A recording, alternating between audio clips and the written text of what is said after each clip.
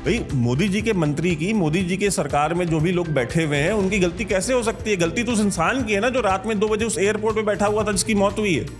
वो 2 बजे एयरपोर्ट पे कर क्या रहा था? वो गाड़ी के अंदर क्यों बैठा हुआ था? टैक्सी क्यों चला रहा था रात में 2 बजे, जब उसको पता है कि बारिश हो रही है? अपने घर जाना चाहिए था उसको। कांग्रेस मुक्त भारत से कांग्रेस युक्त भाजपा हो गई है। कांग्रेस मुक्त भारत से सपा युक्त भाजपा, बसपा युक्त भाजपा, टीएमसी युक्त भाजपा। आपके समर्थन के चक्कर में उन्होंने अपनी रिश्तेदारियां खराब कर ली हैं। और आप अपने आप का कंपैरिजन जो है कांग्रेस से करते हैं, आपको शर्म नहीं आती? 2009 से करते हैं आप, 2013 से कंपेयर करते हैं अपने आप को। तो उनके समय में भी हुआ था तो हमारे समय में हुआ, ठीक हुआ? फिर हम तो फकीर आदमी है जी, झोला उठाएंगे चल देंगे। जनता फिर व्यवस्था कर देगी झोला उठाने का। जय हिंद दोस्तों, आप देख रहे हैं डीओ न्यूज। अगर वीडियो पसंद आए तो वीडियो को लाइक कीजिए, चैनल को सब्सक्राइब कीजिए और बेल आइकन दबाना बिल्कुल मत भूलिएगा। और अगर हमें सपोर्ट करना चाहते हैं तो details pin comment, description box और स्क्रीन पे भी फ्लैश करेगी। आप हमें सपोर्ट जरूर करें, आपके सपोर्ट की हमें आवश्यकता है। और आप मानिए ना मानिए, ये चैनल आपके ही सपोर्ट से चलता है, आपके ही सपोर्ट से चल सकता है। आपके सपोर्ट के अलावा कोई दूसरा तरीका नहीं है इसको चलाने का, क्योंकि पहले ये होता था कि कुछ वीडियोस हमारी डीमोनेटाइज होती थी। आज हमने वीडियो डाली तो 1 दिन बाद 2 दिन बाद डीमोनेटाइज कर देते थे। अब एक नया सिलसिला शुरू हुआ है। अब ये होता है कि हमारी जो पास्ट की वीडियोस हैं, जो हमने 4 महीने पहले की थी या 6 महीने पहले की थी, उनको डीमोनेटाइज कर रहे हैं जा करके। और वो आपको पता भी नहीं चलता कि आपकी वीडियोस डीमोनेटाइज हो चुकी हैं। आप जब यूट्यूब स्टूडियो खोलते हैं और आप हिस्ट्री चेक करते हैं तो आपको पता चलता है कि यार ये तो इन्होंने ये 3-4 वीडियोस पहले की भी डीमोनेटाइज कर दी हैं। तो फिर आप उनको रिव्यू में डालते हैं, जो कि एक फॉर्मेलिटी है रिव्यू में।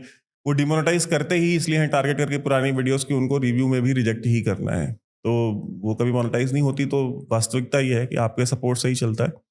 और इंडिपेंडेंट वॉइस रखने के लिए ये बहुत ज़रूरी है कि आप अपने जो दर्शक हैं, जो श्रोता हैं, आप उनके ऊपर डिपेंड करें, ना कि किसी प्लेटफॉर्म के ऊपर या किसी पॉलिटिकल पार्टी के ऊपर। हम बड़ा आसान होता है किसी पॉलिटिकल पार्टी के साथ कोई भी एग्रीमेंट कर लेना और उनका माउथ पीस बन जाना और उनकी हर सही गलत चीज़ों को टो करना, और उसके बदले में आपको बेनिफिट्स मिलते हैं। बहुत सारे लोग हैं जो करते भी हैं। बहरहाल वो उनकी परेशानी है, वो उन्होंने, ये उनका निर्णय है, वो कैसे, किस तरह की पत्रकारिता, किस तरह का एनालिसिस जनता को देना चाहते हैं। तो सपोर्ट ज़रूर करें।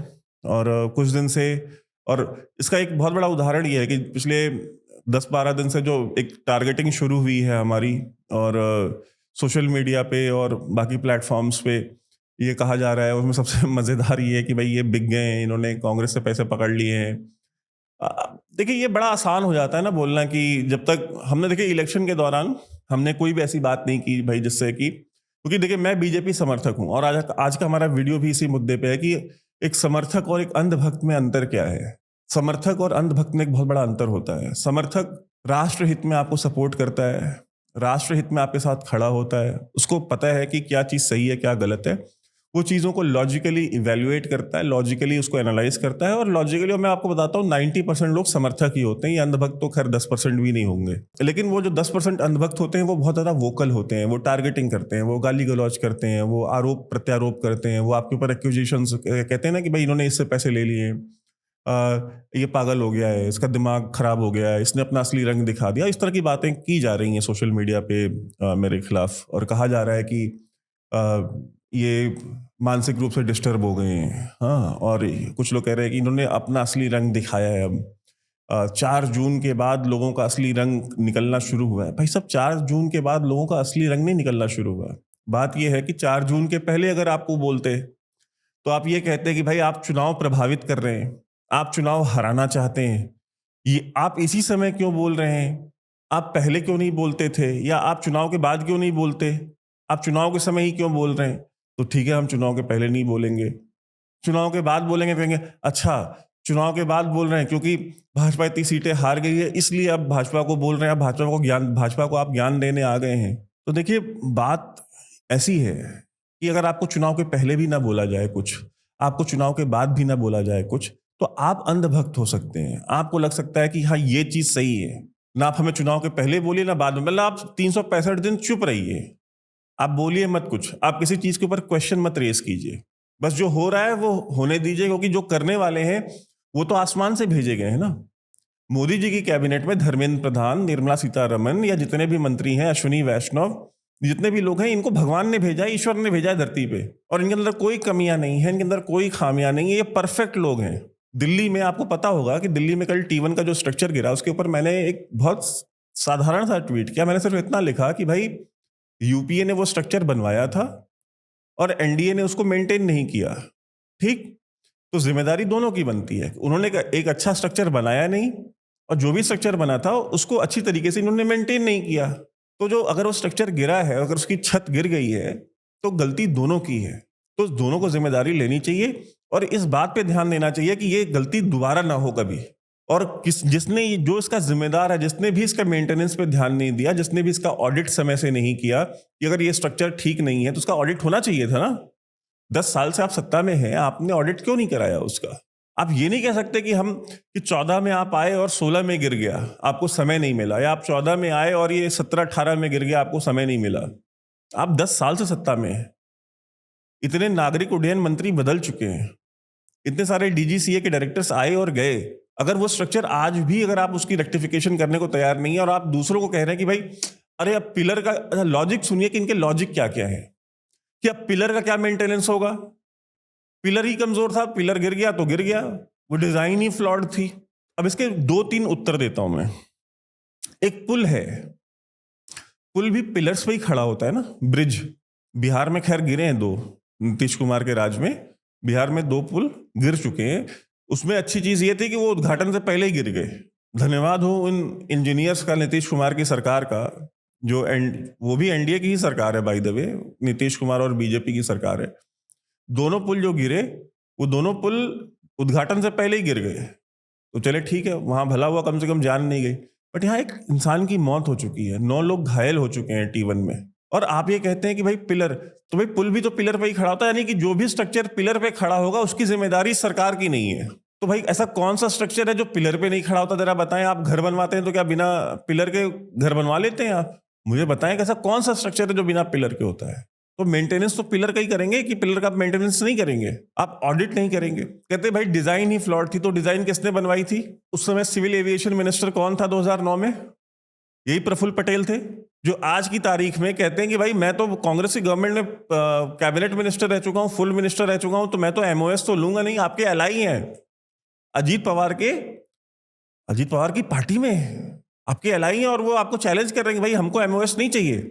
महाराष्ट्र की सरकार में आपके एलआई है, जिसमें शिंदे साहब जो है वो मुख्यमंत्री हैं, वहां पे भी आपके एलआई हैं और केंद्र में भी आपके एलआई हैं। तो प्रफुल्ल पटेल के खिलाफ ही कोई कार्रवाई कर लीजिए कि अब आप प्रफुल्ल पटेल को भी क्लीन चिट देने की तैयारी कर ली है, उसका भी जस्टिफिकेशन रेडी है आपके पास। मैं ये सरकार से बात नहीं कर रहा हूं, आज की जो बात है वो मेरी और मेरे दर्शकों के बीच की बात है।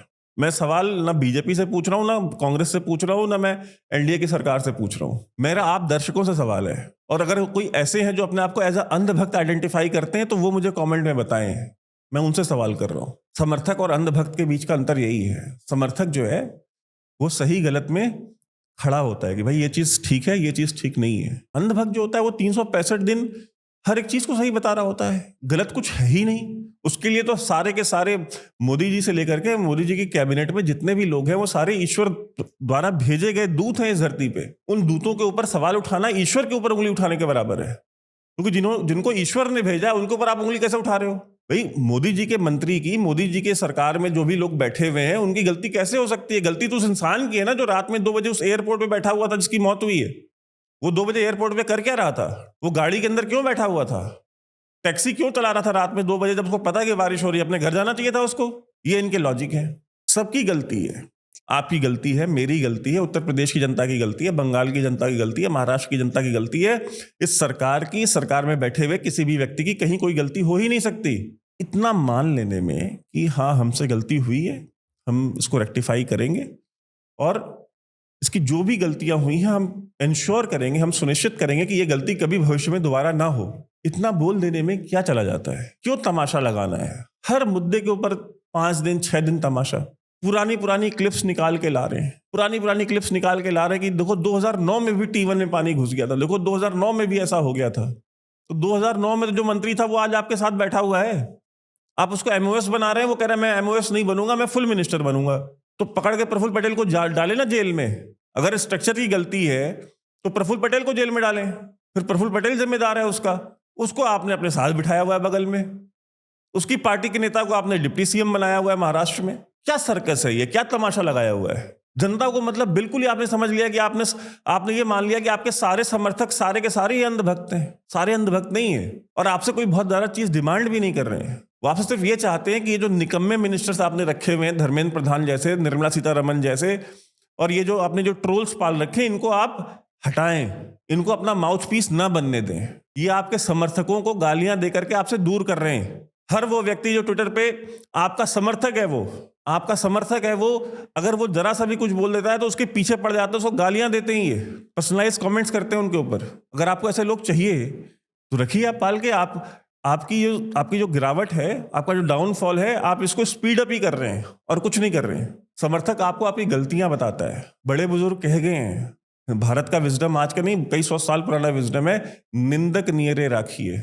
जो आपकी गलतियां आपको बताएं, जो आपकी कमियां आपको बताएं, आप सबसे ज्यादा उनको अपने करीब रखिए। आपने अपने सबसे करीब चापलूसों को रखा हुआ है, बूट पॉलिशियों को रखा हुआ है, जो आपके जूते चमकाते हैं, जो आपकी हर एक गलत चीज को भी मास्टर स्ट्रोक बता रहे होते हैं, और जो आपको क्रिटिसाइज करते हैं, जो आपकी गलतियां आपको बताते हैं, वो इसलिए नहीं बताते क्योंकि आपको हटा कर कांग्रेस को ले आए। मैं तो मर जाऊंगा, कांग्रेस को वोट नहीं दूंगा, कभी सवाल ही नहीं पैदा होता। मेरी तो परवरिश ही ऐसी नहीं हुई है कि मैं कभी कांग्रेस को वोट दे सकूं। जिस व्यक्ति ने चलने के साथ साथ ही शाखा जाना शुरू कर दिया हो, वो व्यक्ति कभी कांग्रेस को वोट नहीं दे सकता। और नहीं, आपका जितने भी समर्थक हैं, इनमें से कोई भी कांग्रेस को वोट नहीं देगा। हो सकता है कि आपके जो समर्थक है ये वोट देने ही ना जाए, लेकिन आप ये कहिए कि जो आपको क्रिटिसाइज कर रहे हैं आपके समर्थक हैं, वो जा करके कांग्रेस को वोट दे देंगे, ऐसा नहीं होगा। वो वोट देने ही नहीं जाएंगे। और आपको बार बार इसलिए बताया जा रहा है, आपकी कमियां इसलिए दिखाई जा रही हैं क्योंकि आपके जो समर्थक हैं वो नहीं चाहते हैं कि कांग्रेस सत्ता में आए। और आप जो जो चीजें कर रहे हैं, और आपकी जो पॉलिसीज हैं, आपने जिस तरह के ट्रोल्स पाल रखे हैं, और आपकी जिस तरह की नीतियां हैं, और आप बार बार जनता को मिडिल फिंगर दिखा रहे हैं कि हम तो मिनिस्टर यही निर्मला सीतारमण ही रखेंगे, हम तो मिनिस्टर यही धर्मेंद्र प्रधान ही रखेंगे, हम तो मिनिस्टर अश्विनी वैष्णव ही रखेंगे। तुम्हें वोट देना है दो, नहीं देना है मत दो, चाहे 240 दो, चाहे 200 दो, चाहे 140 दो, चाहे 40 दे दो, हम मिनिस्टर इनको ही रखेंगे। तो ठीक है, आप कांग्रेस को लाने का रास्ता आप प्रशस्त कर रहे हैं, कांग्रेस को लाने का रास्ता हम नहीं। हम तो चाहते हैं कि कांग्रेस ना आए, इसलिए हम आपको बार बार बता रहे हैं। लेकिन आप हर वो काम कर रहे हैं, आप हर वो चीज कर रहे हैं जिससे कि कांग्रेस का रास्ता प्रशस्त हो, कांग्रेस आए। क्योंकि आपके चापलूसों ने आपको ये पट्टी पढ़ा दी है, वो चाहे बाबू हो, चाहे आपके चापलूस हो, IT सेल के पाले हुए लोग हों, उन्होंने आपको पट्टी पढ़ा दी है कि बस कुछ नहीं करना, बस इतना बोल देना कि ये काम तो UPA में भी होता था, ये काम तो 2009 में भी होता था, ये काम तो 2014 के पहले भी होता था। भैया 2014 के पहले होता था, इसलिए तो आपको लेके आए हैं कि 2014 के पहले वाली चीजें ना हो। मैं उन मुद्दों पे नहीं जा रहा हूं कि अयोध्या में भी घुटने तक पानी लगा हुआ है। मैं उस बात पे नहीं जा रहा हूं कि अगर T1 कांग्रेस की गवर्नमेंट ने बनाया था तो जबलपुर का जो एयरपोर्ट है वो किसने बनाया था? छत तो जबलपुर एयरपोर्ट की भी गिरी है। मैं उन मुद्दों पे नहीं जा रहा हूं। मैं आपकी जो कार्य प्रणाली है, जिस तरीके से आप कार्य कर रहे हैं, जिस तरह से आप लोगों को टारगेट कर रहे हैं, जिस तरह से आप मजाक उड़ा रहे हैं अपने फॉलोअर्स का, अपने समर्थकों का, मैं आपके उस कार्य पद्धति के ऊपर सवाल उठा रहा हूं। आपको ये गलत फहमी है कि आप ये कार्य पद्धति आपके लिए श्रेयस्कर है, और आप अपने हर एक आलोचना करने वाले को, चाहे आपका समर्थक हो चाहे विरोधी, अगर आप उसको एक ही तराजू पर रख के आपको तौलना है तो इससे आपका कोई भला नहीं होने वाला। और ये बात आपका कोई जेन्युइन समर्थक ही आपको बता सकता है। चापलूसों को तो आपके चलने फिरने में भी मास्टर स्ट्रोक ही दिख रहा होता है कि देखो ये चलते कैसे हैं, इनके ऐसे तो चाल ही किसी की नहीं है। उनको तो चाल में भी मास्टर स्ट्रोक दिख रहा होता है। वो ये बता रहे होते हैं कि आप ये देखिए, अगर मोदी जी ने इस समय ऐसा किया था और इस दिन वो यहां गए थे तो इस दिन ये तारीख थी, तो 2+1 21 तारीख 2+1 = 3, और महीना कितना है उसको जोड़ जाड़ के कुछ नया कॉम्बिनेशन, मतलब अजीब अतरंगी चीजें निकालेंगे और बताएंगे देखो ये मास्टर स्ट्रोक है। व्हाट्सएप यूनिवर्सिटी, व्हाट्सएप, ये मैं उन चीजों में नहीं जा रहा हूं। जो लेफ्ट विंग वाले करते हैं प्रोपेगेंडा वो करें, लेकिन एक आम इंसान जो अपने घरों में बैठा है, एक आम इंसान जो जेन्युइनली आपका सपोर्टर है, जो इन मास्टर स्ट्रोक वादियों के प्रभाव से मुक्त है, क्योंकि उसको भगवान ने 2 पैसे का दिमाग देके भेजा है धरती पे, उसको अपना घर चलाना होता है, और वो एक नौकरी करता है, वो एक अपना व्यापार करता है, वो पान की दुकान खोल के बैठा है, वो इलेक्ट्रिशियन की दुकान खोल के बैठा है, वो परचून की दुकान पे बैठा है, वो कपड़े की दुकान पे बैठा है, वो किसी कंपनी में 15-20 हज़ार की, 50 हज़ार की, 1 लाख की नौकरी कर रहा है महीने की। उसको भगवान ने कुछ बुद्धि दी है, कुछ जिम्मेदारियां दी हैं, वो चीजों को रैशनैलिटी के तराजू पे रख के देखता है। उस इंसान की इंटेलिजेंस को मॉक मत कीजिए कि आप 2009 की वीडियो चला देंगे और 2009 की वीडियो देख करके वो ये मान लेगा कि हाँ, अगर 2009 में ठीक हुआ था तो फिर अब चलो ये अभी भी हो रहा है तो ठीक ही हो रहा है। 2009 में अगर पानी भर गया था, चलो अगर 2024 में भी भर रहा है तो ठीक ही भर रहा है। ऐसा नहीं है। फिर वो ये बैठ के सोचता है कि यार अगर 2009 में भी यही होना था और 2024 में भी यही होना है तो फिर हम इनको लाए क्यों हैं। और आप कि खुद के अपनी पार्टी के लोग निकालते हैं इस तरह की वीडियोस इतनी खराब, इतनी घटिया पॉलिसी किसने बनाई है कि कभी भी कोई भी घटना हो तो कांग्रेस के टाइम की वीडियो निकाल लो और बताओ कि हम कांग्रेस से बेटर नहीं है, हम कांग्रेस जैसे ही हैं। क्यों? क्योंकि ये चीज तो 2009 में भी हुई थी, क्योंकि ये चीज तो 2012 में भी हुई थी, ये बात 2013 में भी हुई थी। अगर 2024 में हो रही तो क्या गलत है? वो भी निकम्मे थे, हम भी निकम्मे हैं। यही आप साबित कर रहे हैं ना, अगर आप अपने आप को उनसे कंपेयर कर रहे हैं। और हम आपसे कंप्लेन इसलिए करते हैं क्योंकि अगर घर में दो बच्चे हैं, एक बच्चे का अगर 35% नंबर आता है और एक बच्चे का 90% नंबर आता है, 90% वाला अगर 90 से 70 पे आ जाता है तो आप उसको क्रिटिसाइज करते हैं, या जो 35 वाला है वो 35 ही आ रहा है तो आप उसको क्रिटिसाइज करते हैं? 35 वाला तो 35 ही लेके आ जाए, आप उतने में भी खुश रहते हैं, कम से कम फेल ना हो। फेल हो गया तो दिक्कत है। 35 वाले अगर 35 भी आ गए ना तो आप सेलिब्रेट करते हैं, चलो यार पास हो गया, बहुत अच्छा हुआ। लेकिन 90 वाले का अगर 70 हो जाता है ना तो आपसे बर्दाश्त नहीं होता, फिर आप उसको क्रिटिसाइज करते हैं। फिर वो ये कंप्लेन करना शुरू कर दे कि यार हमें क्यों क्रिटिसाइज करते हो, 35% वाले को देखो, वो तो 35% आया है, मेरा तो उससे फिर डबल है, मेरा तो 70 है। आप अपने आप को उनके जैसा बनाना चाहते हैं, बनाइए। यही तो हम कह रहे हैं कि आप अपने आप को उनके साथ क्यों बना रहे हैं? कांग्रेस मुक्त भारत से कांग्रेस युक्त भाजपा हो गई है। कांग्रेस मुक्त भारत से सपा युक्त भाजपा, बसपा युक्त भाजपा, टीएमसी युक्त भाजपा। आपने दुनिया भर से हर पॉलिटिकल पार्टी, अच्छा वो कांग्रेस में थे तो चोर हैं, आपके साथ आ गए ईमानदार हो गए। अजीत पवार जब तक अपने भाई शरद पवार के साथ थे सबसे बड़े चोर थे, आपके साथ आ गए ईमानदार हो गए। प्रफुल्ल पटेल ने 2009 में एयरपोर्ट बनाया जिसकी छत गिर गई है, तो अब वो आप आ गए, आपकी पार्टी में आ गए हैं, आपके गठबंधन में आ गए, तो आप उनके लिए सफाइयां दीजिए, बताइए कि नहीं वो प्रफुल्ल पटेल मंत्री बने थे लेकिन दबाव सोनिया गांधी का था। आपको क्या पता है? हम आपको अंदर की बात बताते हैं।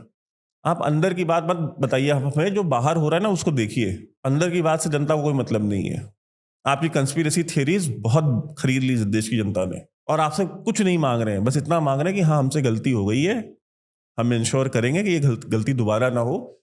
अब हम हर महीने, 2 महीने, 3 महीने पे हम एक ऐसा स्ट्रक्चर बनाएंगे, एक ऐसा सिस्टम बनाएंगे कि हर 6 महीने पे जितने भी स्ट्रक्चर्स हैं इस देश में, उनकी ऑडिट रिपोर्ट जो है वो सरकार जो है उसको रिव्यू करेगी और इंडिपेंडेंट ऑडिटर्स हायर करेगी, और वो इंडिपेंडेंट ऑडिटर्स जो है वो ऑडिट करके सरकार को रिपोर्ट देंगे कि कौन सा स्ट्रक्चर कैसा है। बताइए, ये तो कोई स्टॉर्म नहीं आया, कोई तूफान नहीं आया, कोई टाइफून नहीं आया था, मॉनसून तक नहीं आया था, प्री मॉनसून बारिश है।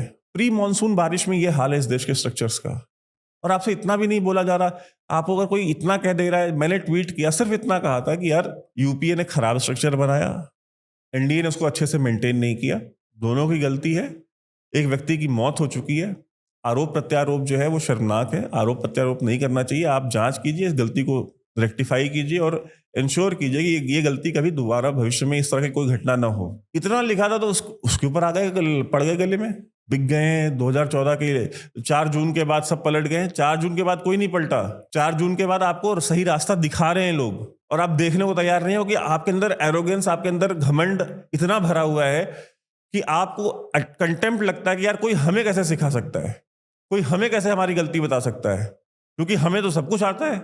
हम तो राजा बाबू के गोविंदा हैं, हम डॉक्टर भी हैं, हम इंजीनियर भी हैं, हम प्रोफेसर भी हैं। और ये जो ट्रोल्स हैं ये बता रहे होते हैं कि इस स्ट्रक्चर में फ्लॉड था।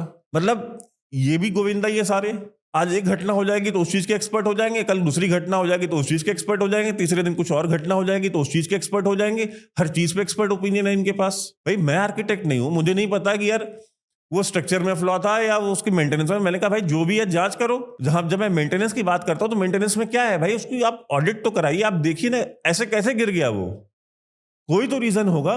वो क्या रीजन था?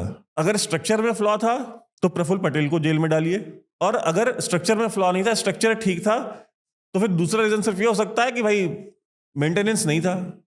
दो में से एक गलती है। आप कहते नहीं प्रफुल्ल पटेल भी ठीक है और स्ट्रक्चर भी खराब है, ऐसे नहीं चलेगा, ऐसे नहीं चलेगा। आपकी इन बेवकूफियों के चक्कर में कांग्रेस को एज मिलता है। जब आप इस तरह की बेवकूफियां करते हैं ना कि कांग्रेस के टाइम में भी ऐसा था, तो ये कांग्रेस को एज देता है। हम नहीं ला रहे कांग्रेस को, हमें कोई इंटरेस्ट नहीं कांग्रेस में। और हर आलोचना करने वाले को, आपकी गलतियां बताने वाले को अगर आप कांग्रेसी एजेंट बताएंगे ना, तो इस देश में ज्यादा नहीं, 1-2 साल के अंदर ही एक ऐसा टाइम आ जाएगा कि समर्थक ढूंढे नहीं मिलेंगे। फिर ये ट्रोल्स रह जाएंगे आपकी भजन मंडली, आपका भजन कीर्तन करने के लिए कि देखो बड़ा मास्टर स्ट्रोक है, देखो बड़ा अच्छा काम किया है। कोई नहीं रह जाएगा आपके समर्थन में। इसी तरीके से अगर आप सबको कांग्रेसी बताते रह गए तो। और जब आप अपनी तुलना कांग्रेस के साथ करते हैं और कांग्रेस के साथ करते हैं, तो आप अपने आप को डाउनग्रेड करते हैं और उनको अपग्रेड करते हैं। वो अपने आप को अपग्रेड नहीं कर पा रही कांग्रेस। आप जब ये कहते हैं कि ये तो 2009 में भी हुआ था, ये 2013 में भी हुआ था, तो आप उनको अपग्रेड कर रहे हैं, आप उनको अपने बराबरी में लाके बिठा रहे हैं और खुद को डाउनग्रेड कर रहे हैं, खुद को कांग्रेस के स्तर पे लेके जा रहे हैं आप। और आरोप आप दूसरों पे लगाते हैं कि भाई अगर इन्होंने आलोचना की है तो ये कांग्रेस के एजेंट है या इन्होंने कांग्रेस से पैसे खा लिए। ये इतनी बेसिक कॉमन सेंस की चीज आपको समझ में नहीं आ रही। और ये जो सीनियर लीडर्स हैं आपके, जो आपका मीडिया चलाते हैं, जो आपके मीडिया सेल के जो लोग हैं, जो इंफॉर्मेशन एंड ब्रॉडकास्टिंग मिनिस्ट्री में जो है 40-40 साल का एक्सपीरियंस लेके बैठे हुए हैं, 50-50 साल का, वो ट्वीट कर रहे होते हैं कि देखिए 2009 में भी ऐसा हुआ था। शर्म आनी चाहिए खुद को कांग्रेस से कंपेयर करते हुए। आपके समर्थकों ने अपने भाइयों से, अपने दोस्तों से, अपने परिवार में लोगों से संबंध खराब किए हैं। बचपन के दोस्त से उनकी बातचीत बंद है। सगी मामा के बेटे से वो बात नहीं करते हैं। भाजपा कांग्रेस के चक्कर में, आपके समर्थन के चक्कर में उन्होंने अपनी रिश्तेदारियां खराब कर ली हैं। और आप अपने आप का कंपैरिजन जो है कांग्रेस से करते हैं, आपको शर्म नहीं आती? 2009 से करते हैं आप, 2013 से कंपेयर करते हैं अपने आप को कि उनके समय में भी हुआ था तो हमारे समय में हुआ, ठीक हुआ। आप क्या संदेश दे रहे हो उस व्यक्ति को जो आपका समर्थक था, जिसने अपने घर में, अपनी रिश्तेदारियों में जो लोगों से संबंध खराब किया आपके लिए? वो ये बैठ के सोच रहा होगा यार हम इनके लिए इतना सब कुछ किया, अपने आप को कांग्रेस से कंपेयर कर रहे हैं। ये कांग्रेस का दिखा रहे हैं कि कांग्रेस गलत ही तो हम भी हैं, तो ठीक है, क्या दिक्कत है? कांग्रेस अपने आप को बीजेपी जैसा नहीं बना पाई, सत्ता में बाहर रह के भी खुद को बीजेपी जैसा नहीं बना पाई, लेकिन आप अपने आप को कांग्रेस बनाते जा रहे हैं। ले आओ कांग्रेस से, इनको भी ले आओ, बिट्टू को भी ले आओ, फलाने को भी ले आओ, कृपा शंकर सिंह को भी ले आओ, जितने भी कांग्रेसी मिलते हैं सबको ले आओ। जो 40-40 साल, 25-25 साल से कांग्रेस में बैठे हुए हैं, उनको आप भाजपा में ला रहे हैं और सर्टिफिकेट दे रहे हैं कि हाँ भाई आप पकड़िए, अब आप राष्ट्रवादी हैं, अब आप देशभक्त हैं। 40 साल आपने जो सोनिया मैडम का जूता पॉलिश किया था, वो आपसे गलती हो गई थी, आप गलतफहमी में आपने कर दिया था, लेकिन अब आप ठीक हैं, अब आप लोकसभा का टिकट भी लीजिए, आप मंत्री भी बनिए। रवनीत बिट्टू जो खुद की लोकसभा सीट हार गया, वो पूरे भाजपा को जो है, पूरे पंजाब प्रांत में जो है वो रिवाइव कर देगा। यही एनालिसिस है ना आप लोगों का कि भाई बिट्टू जो है वो बीजेपी को रिवाइव कर देगा, उसको हम मंत्री बनाएंगे और वो आकर के वो जो अपनी खुद की लोकसभा सीट है यार, वो आपको क्या पंजाब में रिवाइव करेगा? सोचिए जरा। कांग्रेस मुक्त भारत तो बना नहीं, कांग्रेस युक्त भाजपा बन गई है। और जो आपका कार्यकर्ता है, जो 25 साल से, 30 साल से, 40 साल से, जो मतलब 25-25 साल ऑपोजिशन में, 30-30 साल ऑपोजिशन में बैठा है, वो घर में बैठ के मक्खी मारेगा, वो उसी लायक है। अब क्या राष्ट्रवाद के लिए इतना भी नहीं कर सकते? हा? अब क्या देश के लिए इतना भी नहीं कर सकते? अरे राम मंदिर तो बनवाया ना, अच्छा तो क्या 30 साल अगर भाजपा के लिए काम किया तो क्या कोई एहसान किया? मोदी जी ने क्या उनसे रिक्वेस्ट की थी? मोदी जी ने क्या उनको आवेदन दिया था कि आप हमारे लिए काम कीजिए? करिए, आप इस रास्ते पे चलना चाहते हैं, आप चलिए, लाइए। कांग्रेसियों को आपने मुख्यमंत्री भी बना दिया, आपने केंद्र में भी मंत्री बना दिया, कांग्रेसियों को राज्यों में भी आपने मंत्री बना लिया है, बनाइए, इस रास्ते पे चलते रहिए। लेकिन जो आपके समर्थक हैं वो आपको क्रिटिसाइज करेंगे, और जो अंधभक्त हैं वो आप राहुल गांधी को भी ला करके मंत्री बना देंगे तो उसको भी मास्टर स्ट्रोक बताएंगे। वो बताएंगे देखा गांधी परिवार के चश्मो चिराग को जो है किस तरह से चाणक्य ने लेके आए और भाजपा में ला करके उन्होंने जो है भारतीय जनता पार्टी का एक कार्यकर्ता बना करके रख दिया, एक मंत्री बना करके रख दिया। कांग्रेस में रहते तो प्रधानमंत्री भी बन सकते थे, लेकिन उसके प्रधानमंत्री पद की सारी संभावनाओं को मारते हुए चाणक्य ने उसको भाजपा में ला करके मंत्री बना के रख दिया सिर्फ। अब वो कभी प्रधानमंत्री नहीं बन सकता। उनके लिए तो सब कुछ ही मास्टर स्ट्रोक है। लेकिन जो समर्थक है वो आपको, आपकी आलोचना करेंगे और आप उस आलोचना के लिए तैयार रहिए। और न वो आपके ट्रोलों से डरते हैं, ना आपके इन टिटपुंजियों से डरते हैं, और ना वो आपसे डरते हैं, क्योंकि उनका समर्थन कांग्रेस विरोध में और अपनी विचारधारा के समर्थन में है।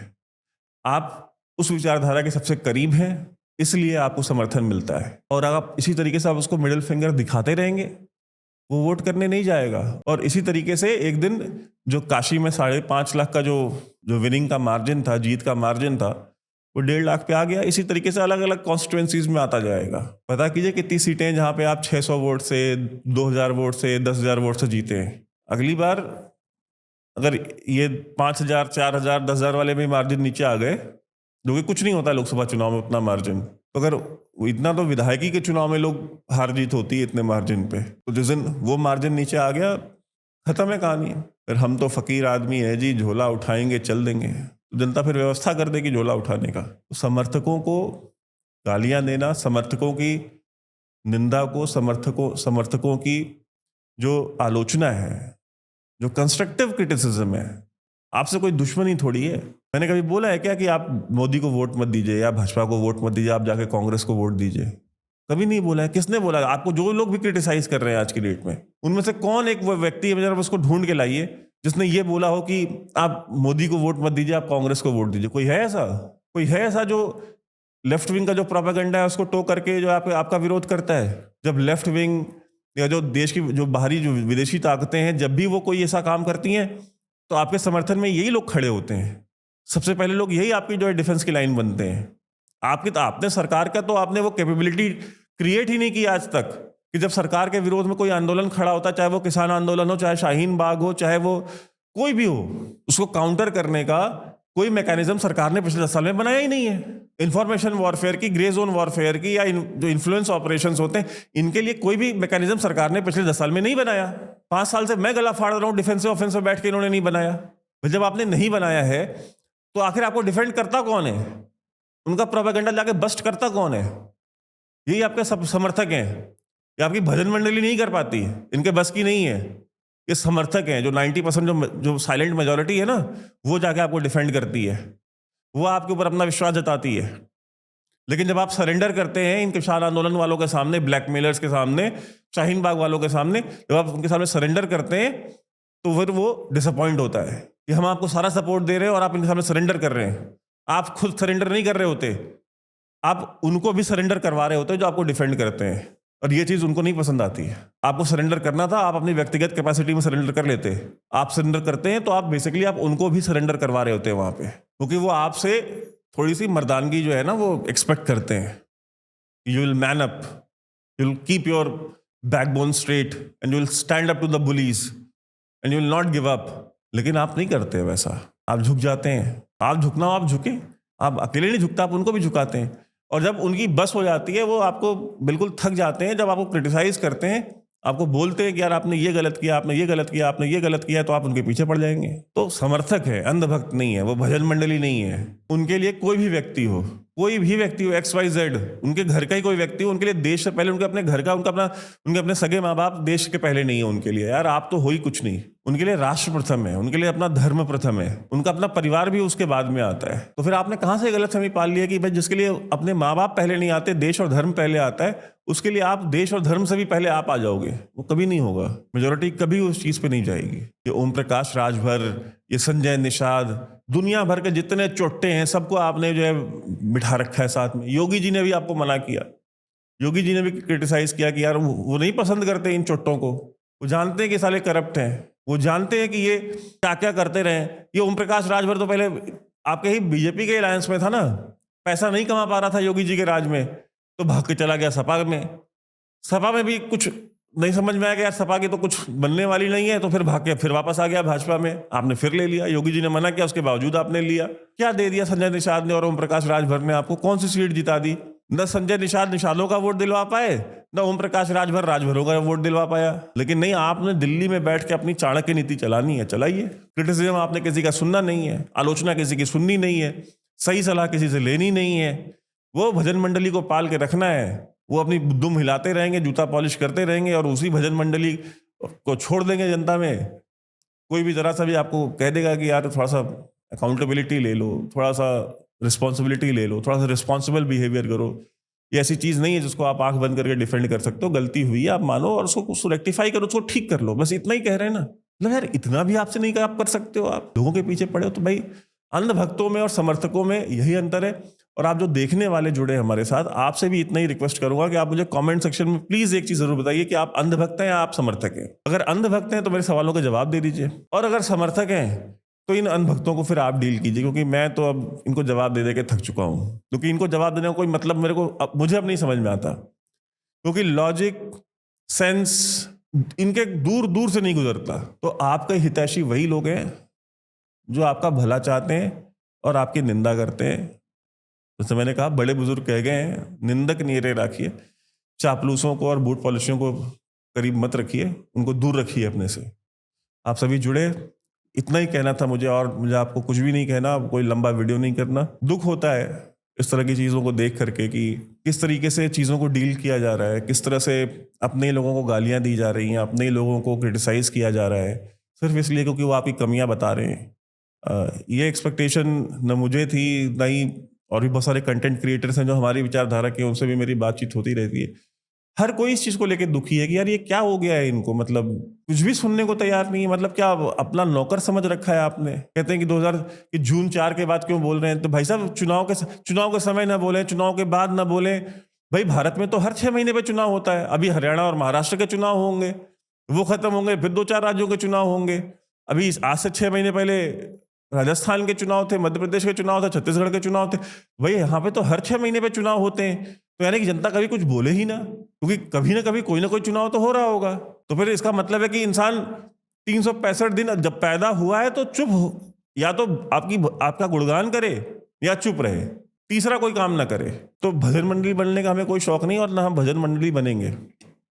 आपकी जो भजन मंडली है उसको आप रखिए चिपका कर अपने सीने से, और हम देखते हैं आपकी भजन मंडली आपका क्या भला करती है।